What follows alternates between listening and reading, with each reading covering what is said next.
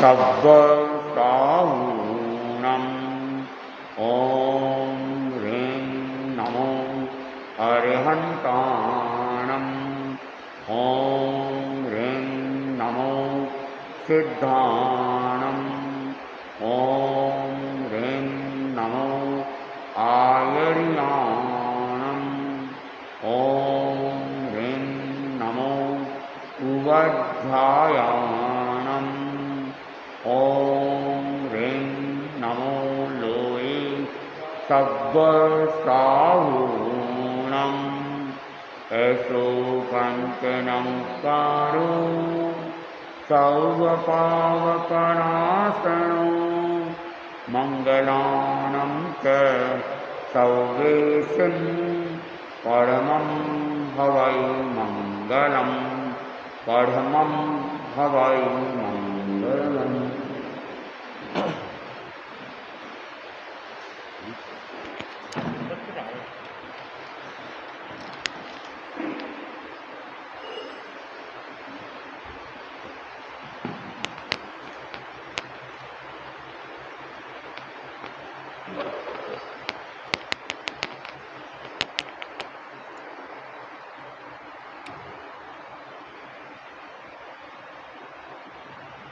आराध्य के चरणों में कोटिसा नमन।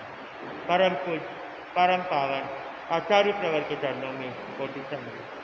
उन्हीं यशवंत कुमार जी स्वामी के चरणों में कोटिसा नमन। उपस्थित धर्म प्रेमी भाइयों और बहनों, पग पग पर मंगलकारी रे महामंत्र नवकार संकट मोचक सुखकारी रे महामंत्र नवकार पग पग पर मंगलकारी रे महामंत्र नवकार गति गति के अरिहत ज्ञाता जन जन के होत मिटाता हे कल कल के उपकारी रे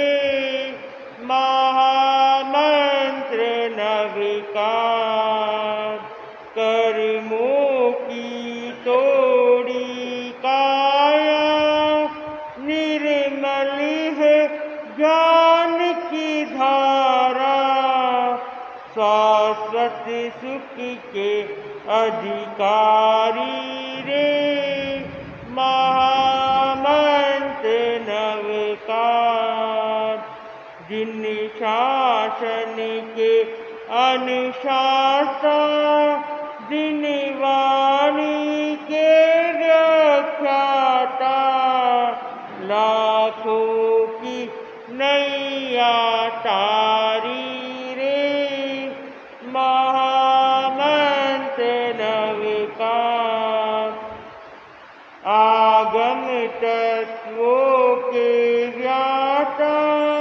विश्वों में तुम हो विजेता ये उपाध्याय अधिकारी रे महामंत्र नवकार परिजन को पल में छोड़ा ममता बंधन को तोड़ा हे संत सदा सुखकारी रे महामंत्र नवकार पूर्वों का सार बरा है इससे संसार तरा है कटती कर्मों की भारी रे महामंत्र नवकार परमेशी नाम है प्यारा सुख दुख में सबल सहारा नित्य उठ जपते नर नारी रे महामंत्र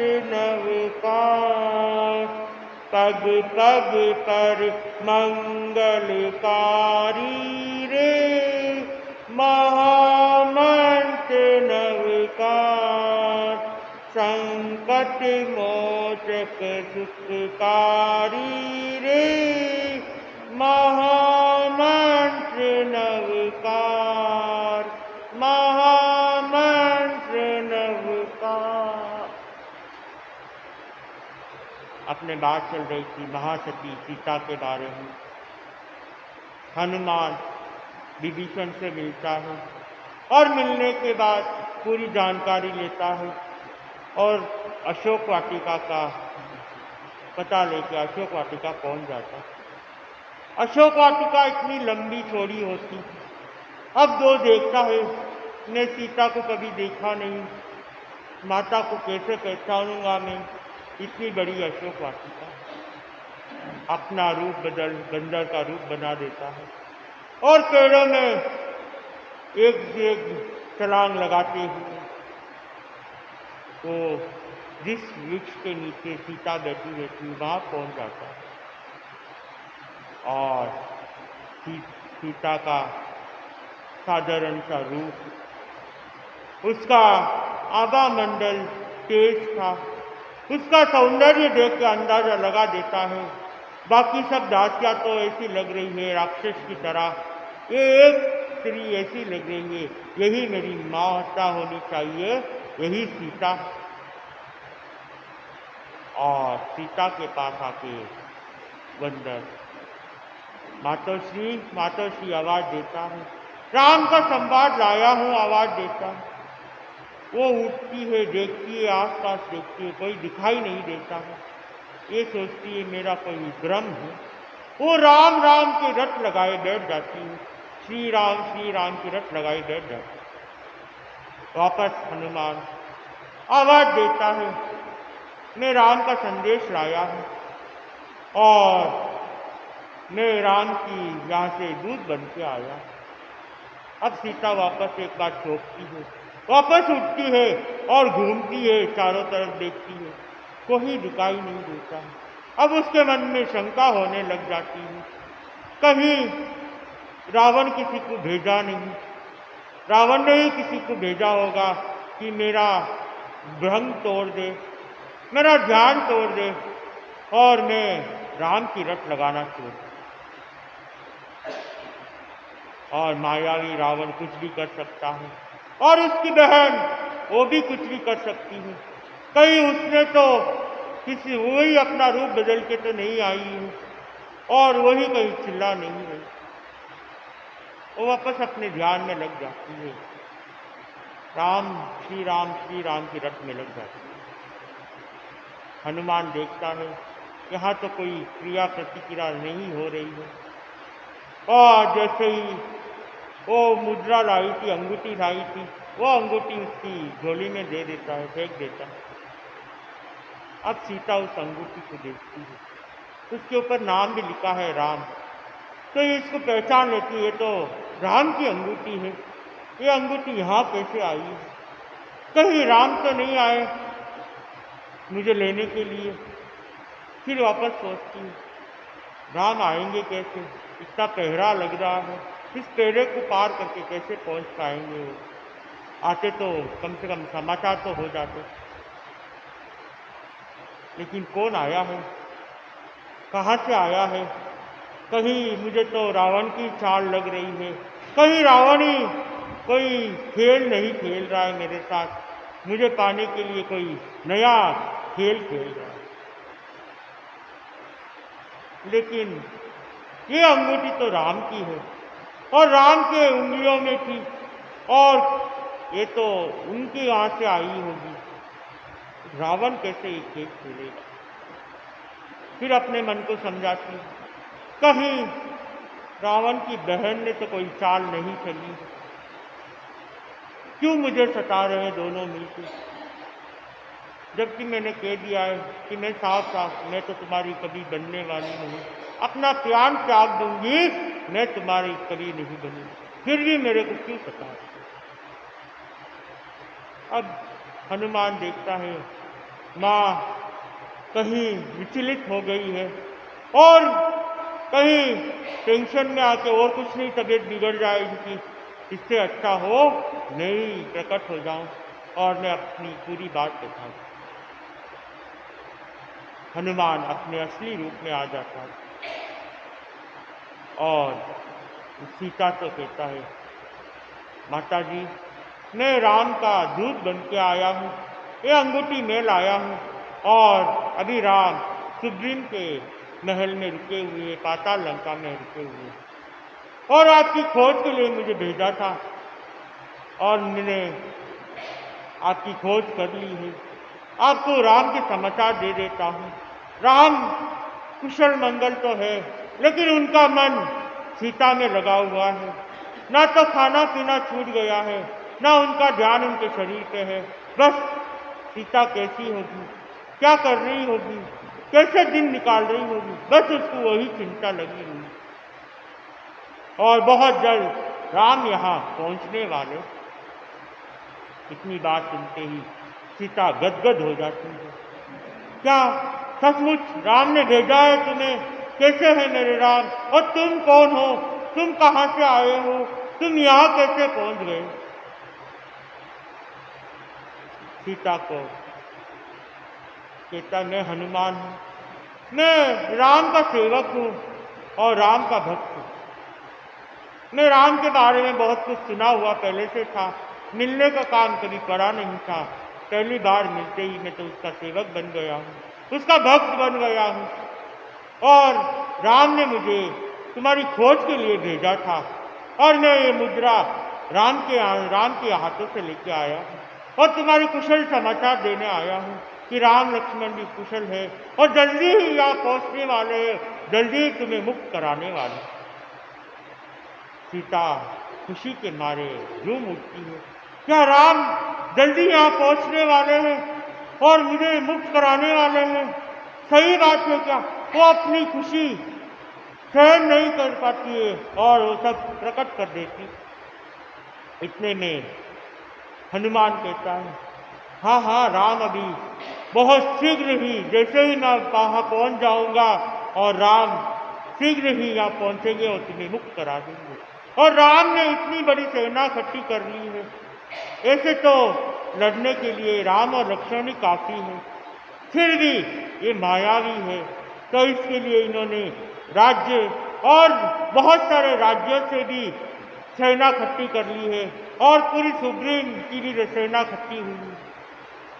ऐसे करके राम लक्ष्मण ने भी बहुत अच्छी सी सेना इकट्ठी कर ली है और भी जितनी हो सके हम तैयारी कर रहे हैं और बहुत जल्द यहाँ पहुँचने वाले। जब सीता को ये बात खुशी से झूम उठती है, सीता कहती है अब तुम जल्दी से जाओ और राम को मेरे समाचार दे दो कि मैं यहाँ ठीक हूँ, तुम्हारे बिना मेरा मन नहीं लग रहा है, एक एक क्षण भी तुम्हारे बिना बीतता नहीं जा रहा है, तुम जल्दी से आओ, जल्दी से मुझे मुक्त करो। इतने में हनुमान कहता है, मैंने सुना है तुम्हारी 24 तपस्या चल रही है, तुमने कुछ खाया पिया नहीं है, तुम पहले पारना कर लो फिर मैं यहाँ से जाऊँगा। सीता कहती है तुम जल्दी से जाओ, कहीं किसी ने देख लिया तो बहुत कठिन काम हो जाएगा, तुम्हारे सामने कठिनाई आ जाएगी, यहाँ से निकल पाना बहुत मुश्किल हो जाएगा, तुम यहाँ से जाओ, समाचार मिल गए हैं, मैं पालना कर लूँ। एक पेड़ के नीचे बैठ के श्री जटा ये सब दृश्य देख रही थी। उसके मन में आया ये मनुष्य कौन है, कहाँ से आया है और क्यों आया है। लेकिन इन दोनों की बात सुन के वो देखती है कि तो राम का कोई दूत लग रहा है और राम का समाचार लेके आया है।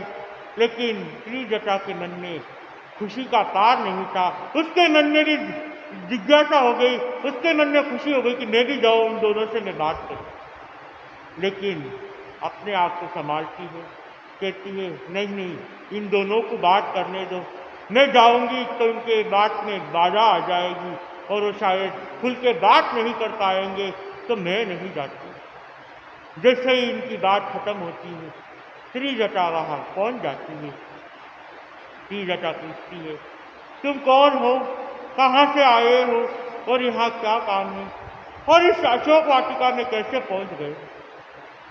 हालांकि श्रीजटा सब कुछ दृश्य देख चुकी थी, लेकिन हनुमान के मुंह से जानना चाहती थी। हनुमान कहता है, मैं राम भक्त हूँ, राम सेवक हूँ, राम का दूत हूँ, राम के समाचार लेके आया हूँ और सीता मैया के लिए उनके समाचार देने आया। श्रीजटा कहती है, तुम निश्चिंत रहो, मैं भी सीता की शुभ चिंतक हूँ और साथ में मेरा नाम श्रीजटा है। ओहो, तुम भी श्रीजटा हो, तुम्हारे बारे में बहुत कुछ सुना हुआ है। इतना कहते ही श्रीजटा सोचती है, मेरे बारे में तुम्हें किसने बताया और कहाँ सुना है तुमने। तो हनुमान कहता है, मैं विभीषण से मिलकर आया था, विभीषण ने बताया कि मेरी पुत्री श्रीजटा सीता की सेवा में है और सीता का पूरा ध्यान रख रही है और सीता के सुख दुख का सहारा बनी है। मैं इसीलिए तुम्हें जानता हूं। श्रीजटा कहती है, आज सीता के 21 की तपस्या पूरी हो गई है, आज 22वां दिन है और जब तक इसने प्रण किया है, जब तक राम लक्ष्मण के समाचार नहीं आएंगे, ना तो मैं कुछ खाऊंगी ना तो कुछ पीऊंगी। तुम इन्हें जल्दी से पारना कराओ और तुम यहाँ से जल्दी से चले जाओ। कहीं किसी ने देख लिया तो काम भारी हो जाएगा, बहुत कठिन पड़ जाएगा। अब हनुमान भी हट करने लग जाता है, कहने लग जाता है, माते जब तक तुम पारना नहीं करोगी मैं यहाँ से नहीं जाऊंगा। श्रीजटा पाने की व्यवस्था करती है और सामग्री लाके रख देती है और हनुमान को कहती है, तुम जल्दी से माते को प्रार्थना कराओ और तुम यहाँ से जल्दी से निकल जाओ, कहीं कोई देखेगा तो काम बहुत कठिन हो जाएगा। हनुमान माता जी को कहता है, तुम पालना कर लो, लेकिन वो सीता कहती, तुम चली जाओ, मैं पालना कर लूंगी, अब तो समाचार मिल चुके हैं, मैं पालना कर लूंगी। लेकिन हनुमान भी जिद करने लग जाता है, जब तक आप पालना नहीं करोगे मैं यहाँ से नहीं जाऊंगा। और अगर चला भी गया, अगर राम ने मुझे प्रश्न कर दिया कि सीता ने पालना कर लिया क्या, तो मैं क्या जवाब दूंगा कि वो कर लेंगे, ऐसा कह दिया, ऐसा कैसे कह सकता हूँ। अगर तुम पालना कर लोगी तो मैं विश्वास के साथ, आत्मविश्वास के साथ राम को कह सकता हूँ कि सीता ने पालना कर लिया। तो जब तक आप पालना नहीं करोगी मैं यहाँ से नहीं जाऊंगी। लेकिन सीता वापस हनुमान को मनाती है, तुम यहाँ से जाओ, जल्दी से जल्दी निकलो, और कोई देख लेगा तुम्हारे कठिनाई आएगी, तो राम के पास मेरे समाचार नहीं पहुंचेंगे, जब तक समाचार नहीं पहुंचेंगे तो राम कैसे यहाँ पहुंचेंगे। हनुमान देखता है, सोचता है, माते तो ऐसे मानेगी नहीं, मैं ऐसा करता हूँ, यही बैठ जाता हूँ और वही पैर के नीचे बैठ जाता हूँ और कह देता है, जब तक तुम पालना नहीं करोगी मैं यहाँ से जाऊंगा नहीं। और सीता वापस उसे समझाने की कोशिश करती है, लेकिन हनुमान टस का मस नहीं होता है, उसका एक ही जवाब रहता है, आप पालना कर लो और मैं यहाँ से चला जाऊंगा। और सीता कहती, ठीक है मैं पालना कर लेती हूँ, और सीता 21 की तपस्या का पालना कर लेती है। और सीता को हनुमान कहता है, ये तुम्हारी तपस्या का ही फल है जो मैं यहाँ तक पहुँच पाया हूँ, नहीं तो मैं कैसे यहाँ तक पहुँच पाता। ये तुम्हारी तपस्या का ही फल है कि राम लक्ष्मण की समाचार लेके मैं यहाँ पहुँचा। अब सीता कहती है, मैंने पालना कर लिया है, तुम यहाँ से अभी जाओ। तो इतने में वापस हनुमान कहता है, माता श्री मैं जाने के लिए तैयार हूँ, आप भी कोई ऐसी चीज दे दो कि राम को विश्वास हो जाए कि मैं सीता से मिलके आया हूँ, आपकी कोई निशानी दे। अपने जूड़े से निकाल के मुद्रा देती है, बोले राम को दे देना, और राम इसे पहचान, देखते ही पहचान लेंगे ये तो सीता का है। और जैसे ही उनसे उनको सब समाचार मिल जाएगा। और अब हनुमान के मन में थोड़ी सी हलचल होने लगी। जैसे ही सीता पालना कर रही थी, हनुमान के मन में आया कि मैं भी कुछ खा लूं, भूख लग रही है। तो सीता से निवेदन करता है, माताश्री आपको पालना करते हुए देख मुझे भी जोर से भूख लगी है, आपकी आज्ञा हो तो मैं भी कुछ खा लेता हूँ। अब माताश्री सोचती है, अंदर सीता सोचने लग जाती है, इसको जितना जाने के लिए कह रहा हूँ इतना विलम्ब कर रहा है, और कहीं रावण यहाँ पहुँच गया और किसी ने देख लिया तो बहुत कठिनाई हो जाएगी। राम के पास मेरे समाचार कैसे पहुँचेंगे और कैसे इसे रावण से छुटकारा मिलेगा। लेकिन ये तो मान ही नहीं रहा है, ये तो बार बार अपनी बात ही रख रहा है। अब जब भूख की बात कर ली है, लेकिन अब मैं क्यों अंतराय दूं? तो सीता कहती है, तुम्हें भूख लगी है, ठीक है ऐसे करना, कोई पेड़ों से फल फूल मत तोड़ना, जो नीचे गिरे हैं वही लेके खाना। लेकिन हनुमान के मन में बात तो कुछ और ही चल रही थी। उसे तो अशोक वाटिका को तो पूरा टेस्ट नेस्ट करना था, और भावना से वो भूख की बहाना बना रहा था। लेकिन जैसे ही सीता ने कहा कि नीचे पड़े हुए ही फल फूल खाने हैं तुम्हें, पेड़ों को नुकसान नहीं कराना है, ना तो पेड़ से कोई फल फूल तोड़ना। अब सीता का आज्ञा तो माननी पड़ेगी। हनुमान सोचता है, ये काम मैं तो नहीं कर सकता, मेरी सेना तो कर सकती है। वो बहुत सारे वानरों को लेके आ जाता है। जैसे ही वानर सेना वहां पहुंचती है, हनुमान इशारा करता है, ये यहाँ पे जितने भी पेड़ पौधे लग रहे हैं सबको काट फेंक दो, क्यों मैं तो ये काम नहीं कर सकता, माता ने मुझे रोक लिया है। अब हम कल सुनते हैं आगे क्या होता है, कैसे अशोक वाटिका का नुकसान करता है और कैसे रावण से मिलना होता है इनका। इसी के साथ ओम।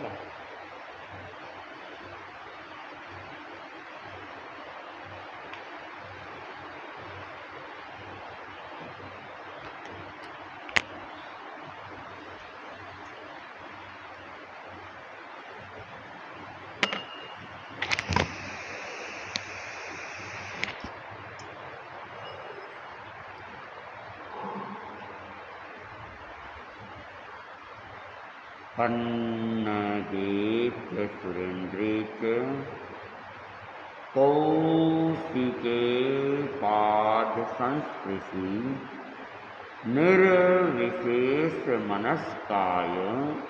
श्रीवीरस्वामिने नमः। वीतराग पुरुष भगवान महावीर को सभक्ति वंदना। वीतरागता के महान साधक, महातपस्वी, युग प्रधान आचार्य श्री महासमन जी को सभक्ति वंदना। मुनि मोक्ष कुमार को उपस्थित श्रावक श्राविका श्रद्धा विनय समेत नमो अरिहन्ताणम्। श्रद्धा विनय समेत नमो अरिहन्ताणम्। प्राञ्जल प्रणत सचेत नमो अरिहन्ताणम्। नमो अरिहन्ताणम्। आध्यात्मिक पथ के अधिनेता वीतराग प्रभु विश्व विजेता। शरच्चंद्र समश्वेत नमो अरिहन्ताणम्। शरच्चंद्र समश्वेत नमो अरिहन्ताणम्। श्रद्धा विनय समेत नमो अरिहन्ताणम्। नमो अरिहन्ताणम्। अक्षय अरुज अनंत अचल जो, अटल अरूप स्वरूप अमल जो, अजरामर अद्वैत नमो श्री सिद्धाणम, अजरामर अद्वैत नमो श्री सिद्धाणम, श्रद्धा विनय समेत नमो सिद्धाणम, नमो श्री सिद्धाणम। धर्म संगत जो संवाहक, निर्मल धर्म नीति निर्वाहक, शासन में समवेत नमो आयर्याणम, शासन में समवेत नमो आयर्याणम, श्रद्धा विनय समेत नमो आयर्याणम, नमो आयर्याणम। आगम अध्यापन में अधिकृत, विमल कमल सम जीवन अभिकृत, समसंयम समुपेत नमो उवध्यायाणम, समसंयम समुपेत नमो उवध्यायाणम, श्रद्धा विनय समेत नमो उवध्यायाणम, नमो उवध्यायाणम। आत्मसाधना लीन अनवरत, विषय वासना से उपरत, तुलसी है अनिकेत नमो सब साहूणम, तुलसी है अनिकेत नमो सब साहूणम, श्रद्धा विनय समेत नमो सब साहूणम, नमो सब साहूणम। प्राञ्जल प्रणत सचेत नमो अरहन्ताणम, नमो अरहन्ताणम, नमो श्री सिद्धाणम, नमो आयर्याणम, नमो वध्यायाणम, नमो सब साहूणम।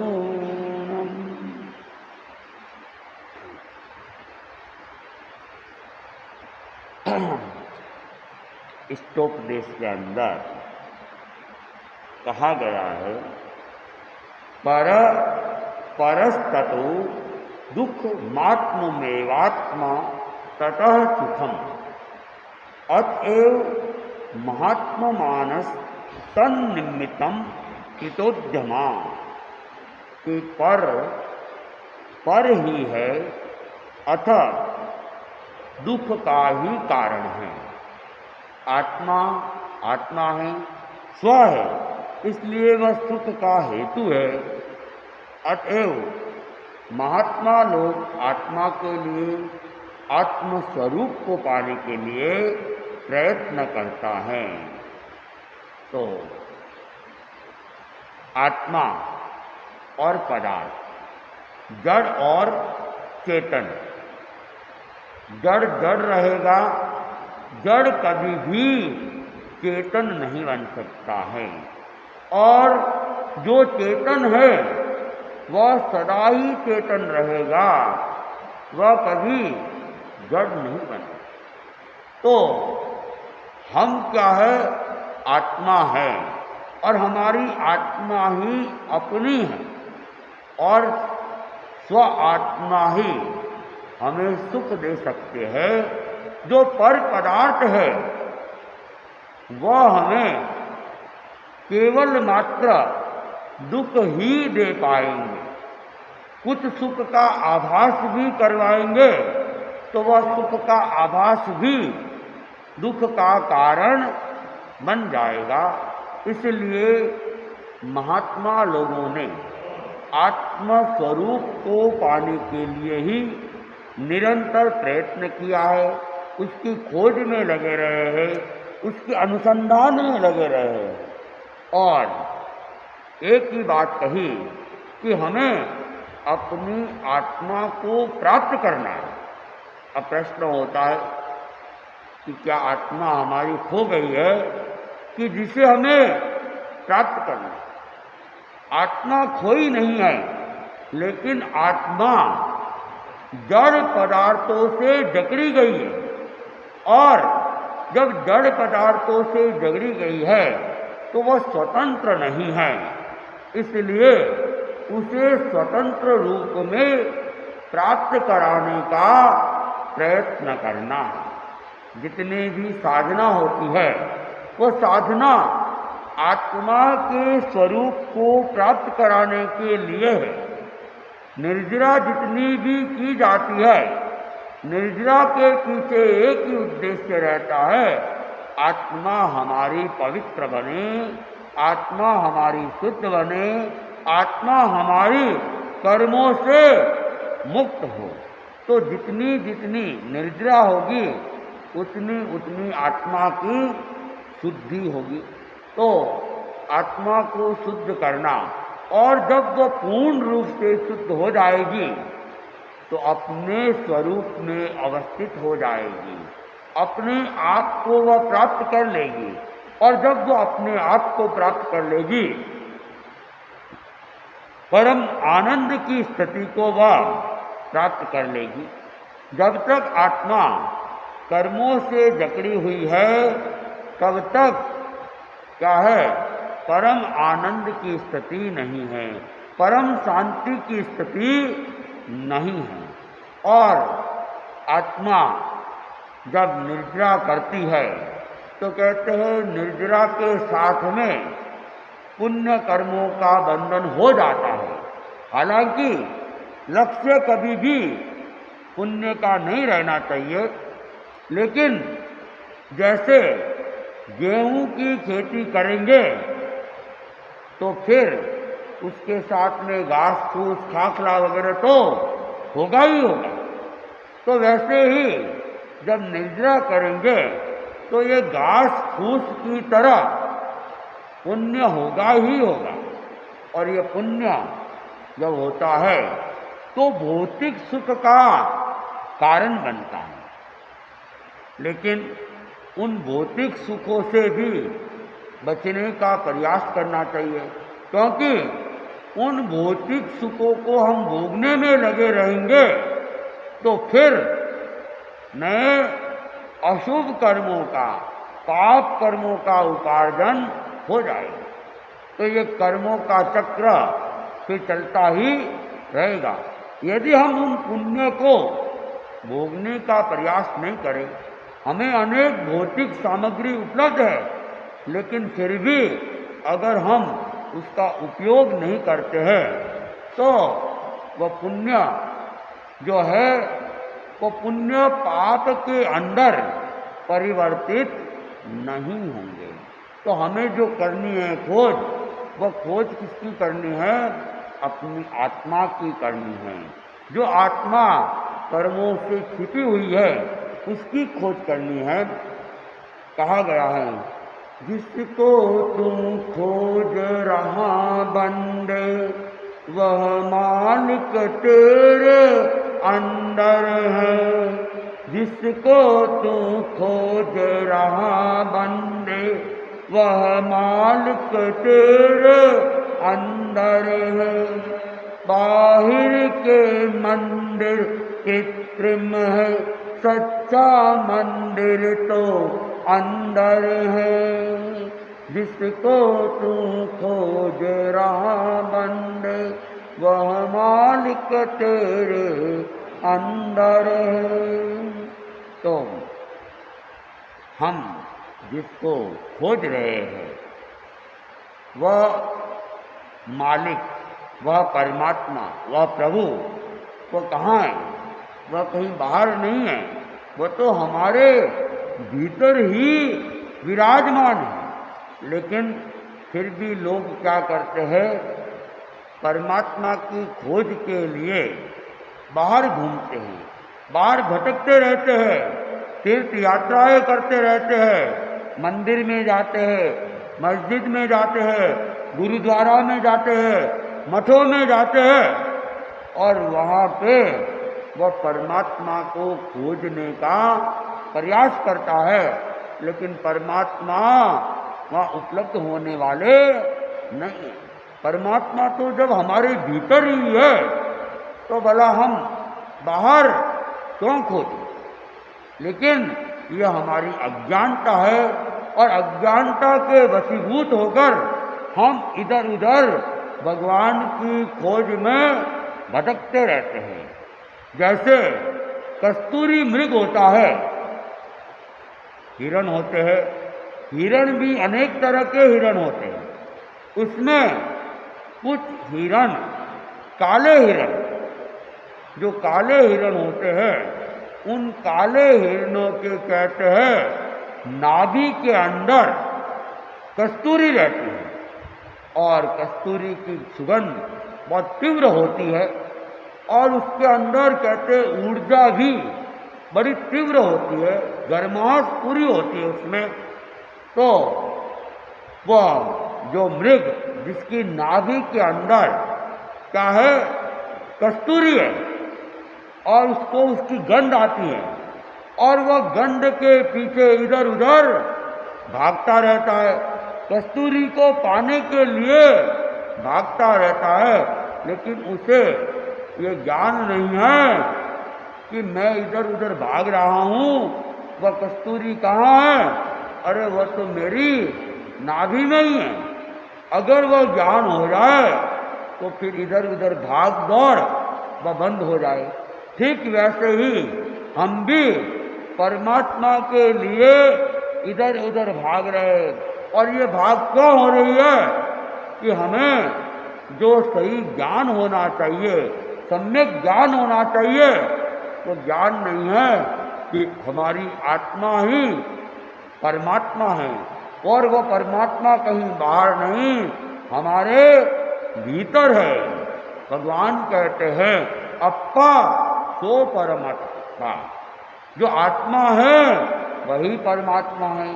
और आचार्य महाप्रज्ञ जी तो कई बार कहते हैं कि हम स्वयं क्या है, केवल ज्ञानी है, हमारे भीतर ही केवल ज्ञान है, केवल ज्ञान कहीं बाहर नहीं है, और हर आत्मा केवल ज्ञानी है। आवश्यकता केवल इतनी है कि जो हमारे भीतर अनंत ज्ञान है, केवल ज्ञान है, उस ज्ञान के ऊपर पर्दा आया हुआ है, आवरण आया हुआ है। अज्ञानता ने उस आवरण को बनाए रखा है। जब वह अज्ञानता का आवरण हट जाएगा, पर्दा हट जाएगा, केवल ज्ञान प्रकट हो जाएगा। जैसे सूर्य प्रकाशित है, लेकिन बादल आ जाते हैं तो फिर क्या होता है, सूर्य दिखना बंद हो जाता है, और सूर्य का प्रकाश भी रुक जाता है। जितने जितने घने बादल होते हैं, उतना ही सूर्य को आच्छादित कर देते हैं, और अनेक बार तो दिन में भी रात की अनुभूति करवा लेते हैं। तो ठीक वैसे ही हमारे आत्मा के ऊपर भी ये अज्ञान रूपी बादल छाए हुए हैं, और हमारा जो प्रकाश है, हमारा जो ज्ञान है, उस ज्ञान को उसने रोक रखा है। तो आवश्यकता हमें अपने भीतर खोज करने की है, न कि बाहर खोज करने की। लेकिन फिर भी मनुष्य क्या करता है? ले पत्र पुष्प जल धूप दीप, तू किसकी पूजा करता है? ले पत्र पुष्प जल धूप दीप, तू किसकी पूजा करता है? सचमुच जिसकी पूजा होती वह दिव्य देव तो अंदर है। सचमुच जिसकी पूजा होती वह दिव्य देव तो अंदर है। जिसको तू खोज रहा बंद, वह मालिक तेरे अंदर है। तो मनुष्य क्या करता है? भगवान की खोज के लिए मंदिरों इत्यादि में, तीर्थों में जाता है और वह पत्रों को, पुष्पों को, जल को, धूप को, दीप को वह भगवान को चढ़ाना चाहता है और भगवान को उसके द्वारा खुश करना चाहता है। लेकिन ये पत्र, पुष्प, जल, धूप, दीप, इससे जो पूजा होती है वो पूजा तो केवल बाहर की पूजा है और पत्थर की पूजा है। जो हमारे भीतर परमात्मा विराजमान है, उस परमात्मा की पूजा नहीं होती है। दुनिया में अनेक तरह के धर्म व्याख्यायित हैं। कुछ लोग साकार पूजा को मानते हैं तो कुछ लोग निर्गुण पूजा को मानते हैं। जैन परंपरा के अंदर भी ऐसा ही है और सनातन परंपरा में भी ऐसा ही है। अनेक सनातनी व्यक्ति निर्गुण पूजा के उपासक है तो अनेक सनातनी साकार पूजा के उपासक है। जैन परंपरा में भी दिगंबर परंपरा और श्वेतांबर परंपरा दोनों ही निर्गुण पूजा को मानने वाले भी है और सगुण पूजा को मानने वाले भी हैं। दिगंबरों के अंदर भी 13 पंथ है। वो मूर्ति पूजा में विश्वास नहीं करता है और दूसरे 20 पंथी वगैरह है तो वे मूर्ति में विश्वास करते हैं, मूर्ति पूजा वे करते हैं। श्वेतांबर परंपरा में भी मूर्ति पूजक, स्थानकवासी और 13 पंथी 3 संप्रदाय है और उसमें स्थानकवासी और 13 पंथी वे निर्गुण पूजा के उपासक है, भाव पूजा के उपासक है और मूर्ति पूजक है वे द्रव्य पूजा को भी स्वीकार करते हैं। तो इस प्रकार दुनिया में अनेक व्यक्ति अपने अपने ढंग से पूजा करते हैं। तो उसमें एक महान कवि हुए थे, रैदास, भक्त था, भगवान का भक्त था, जाति से तो चमार था, जूता गांठते था, लेकिन भगवान के प्रति उसकी आस्था, तीव्र आस्था थी, तीव्र श्रद्धा थी। और भगवान महावीर तो कहते हैं कि जो धर्म है वह धर्म आत्मा का विषय है, जाति या किसी शरीर का विषय नहीं है और मनुष्य जन्म से नहीं बल्कि कर्म से ही महान बनता है। तो चाहे किसी भी जाति का हो, वह अपने शुभ कर्मों के द्वारा महानता को प्राप्त कर सकता है। तो रैदास जो जाति से चमार था और सैकड़ों वर्ष पहले हुआ था, लेकिन आज भी वह जनमानस में छाया हुआ है और इसलिए छाया हुआ है कि उसने भगवान की सच्ची भक्ति की थी। तो वह रैदास भी वह निर्गुण पूजा का उपासक था और वह ये पत्र, पुष्प इत्यादि में उसका विश्वास नहीं करता था और उसने अपनी एक कविता में भी लिखा था, राम में पूजा कहाँ चढ़ाऊं, फल और फूल अनूप न पाऊं। राम में पूजा कहाँ चढ़ाऊं, फल और फूल अनुप न पाऊं, थनहर दूध जो बछरू जुठारी, कुहूप भंवर जल मीन बिगाड़ी। थनहर दूध जो बछरू जुठारी, कुहूप भंवर जल मीन बिगाड़ी। मलय गिरी बेदियो भुयंगा, विष अमृत दो एक संगा। मन ही पूजा मन ही धूप मन ही सेवु सहज स्वरूप। तो वेदास कहता है कि हे भगवान, हे प्रभु, मैं आपकी पूजा कैसे करूं? जो फल है उन फलों को तो पक्षियों ने क्या कर दिया है, उचित कर दिया है, उसके ऊपर चोंच लगा लगा के उसे झूठा कर दिया है। तो वह फल अपने आप में पवित्र नहीं है। और फूलों के ऊपर भी भंवरे मंडराते रहते हैं और उसके पुष्प को चूसते रहते हैं, इसलिए वह भी शुद्ध नहीं है। और जो गाय का दूध है वह दूध भी बछड़े के द्वारा झूठा किया हुआ है, इसलिए वह भी ठीक नहीं है। और जल जो है, जल को मछलियों ने अपवित्र कर रखा है। और साथ ही जो चंदन है, जो सुगंधित होता है, लेकिन सर्प उसके डंक लगाते रहते हैं और वह सर्प का विष से युक्त हो गया है। तो चंदन भी अमृत और विष से जुड़ा हुआ है, इसलिए ये बाहरी पदार्थ ये अपने आप में शुद्ध नहीं है, पवित्र नहीं है। तो भला मैं इससे आपकी पूजा कैसे करूं? इससे तो मैं आपको भी अपवित्र करने का भागी बन जाऊंगा। और अगर हम लोग गहराई से चिंतन करें तो मंदिरों के अंदर, मंदिर को जिसे पवित्र स्थान माना जाता है, शुभ स्थान माना जाता है, और भगवान के ऊपर क्या चढ़ाते हैं? चंवर झुलाते हैं। चंवर, चंवर किसकी बनती है? तो बताया जाता है कि चंवर जो है वह गाय के पूंछ के बालों की बनती है। और वह चंवर भी क्या होती है? मांस पिंड के साथ में जुड़ी हुई होती है, बालों को काटते नहीं है।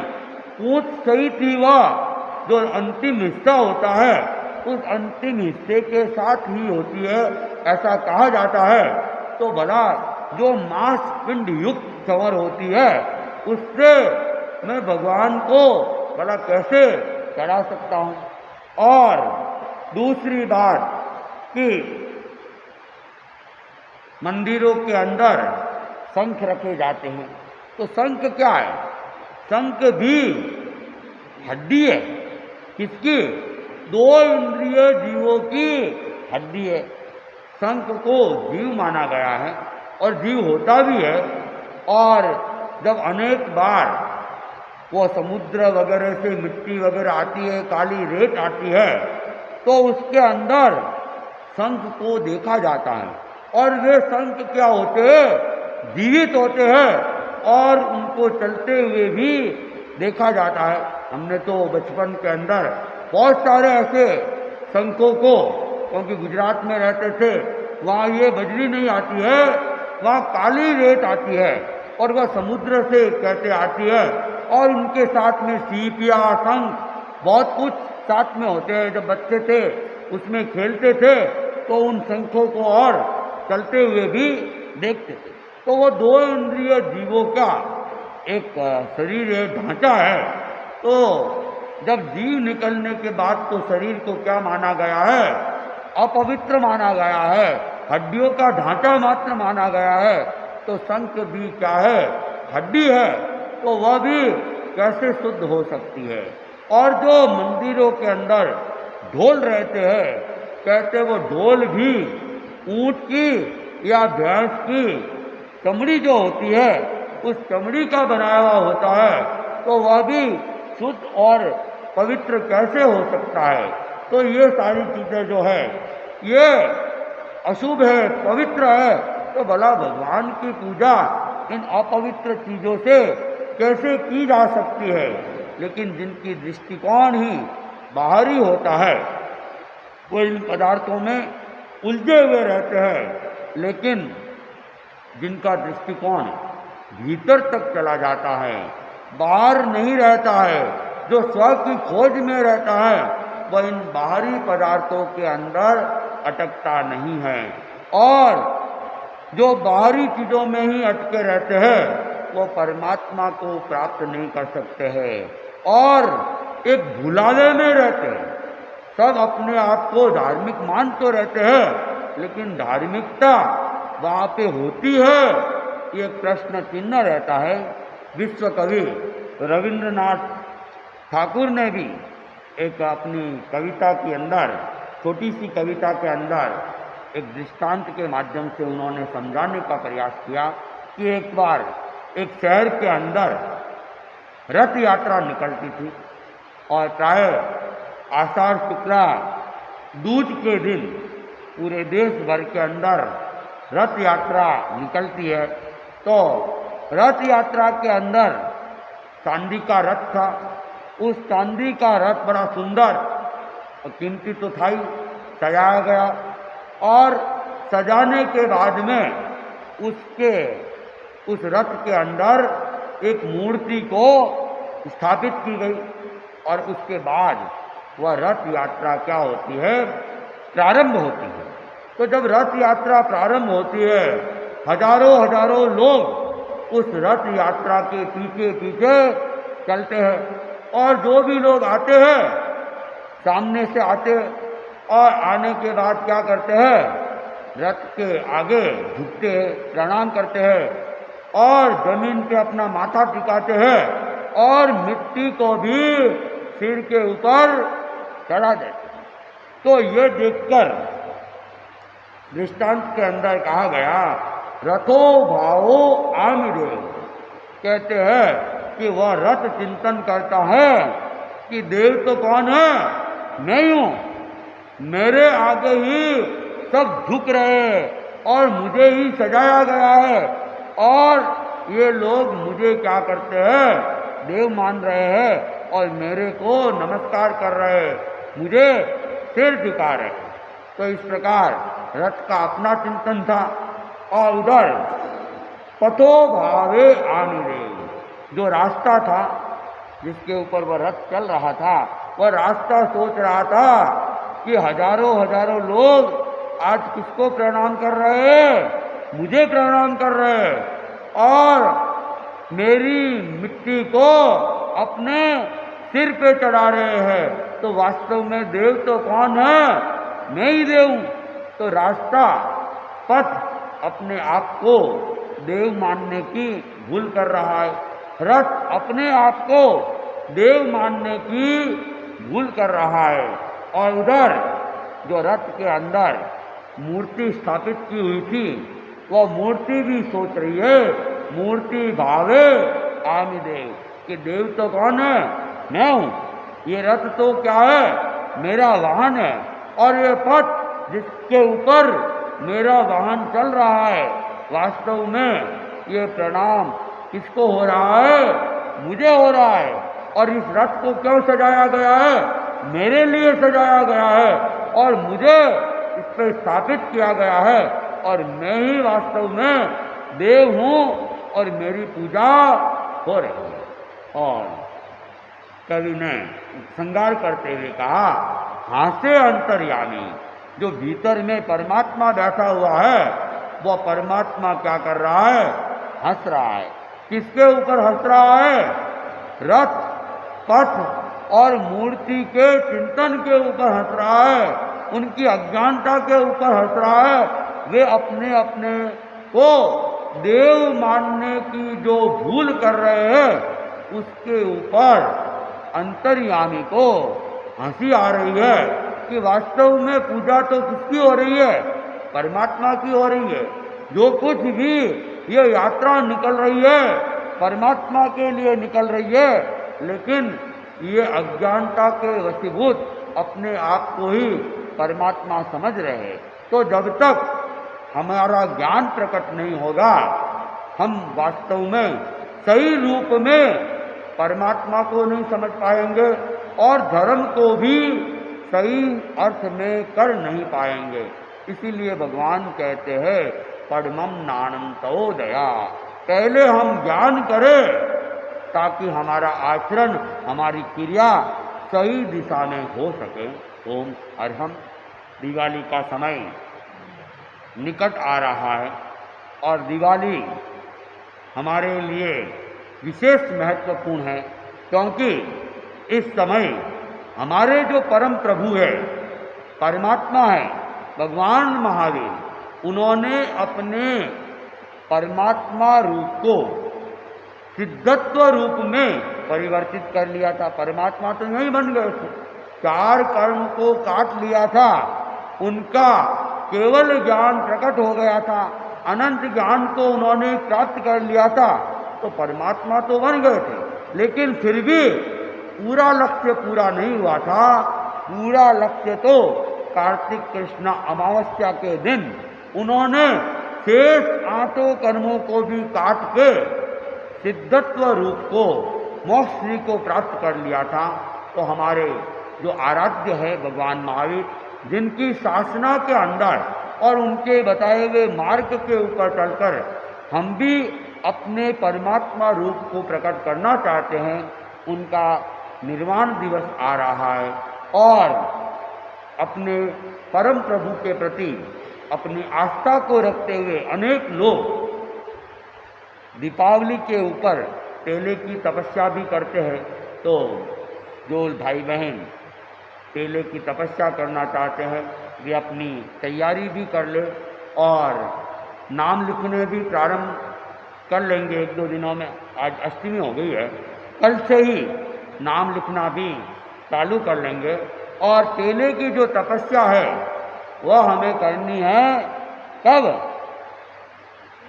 13, 14 और अमावस को, 30, 31 और 1 तारीख जो महावीर निर्वाण दिवस है वह हम 1 तारीख को मनाएंगे। दीपावली तो मनाई जा रही है 31 तारीख को, लेकिन महावीर निर्वाण दिवस 1 तारीख को मनाया जाएंगे, क्योंकि हम उदय तिथि को मानते हैं और उदय तिथि 1 तारीख को प्रातःकालीन अमावस की उदय तिथि है।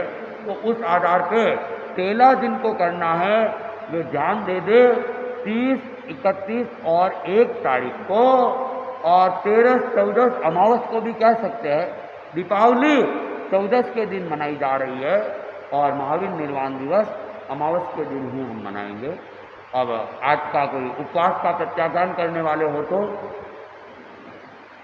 देवगुरु धर्म की साक्षी सो, कल सवेरे सूर्योदय तक तीनों आर के त्यागे, रात को चारों आर के त्यागे, कच्चे पानी के त्यागे, आकाशन का प्रत्याख्यान।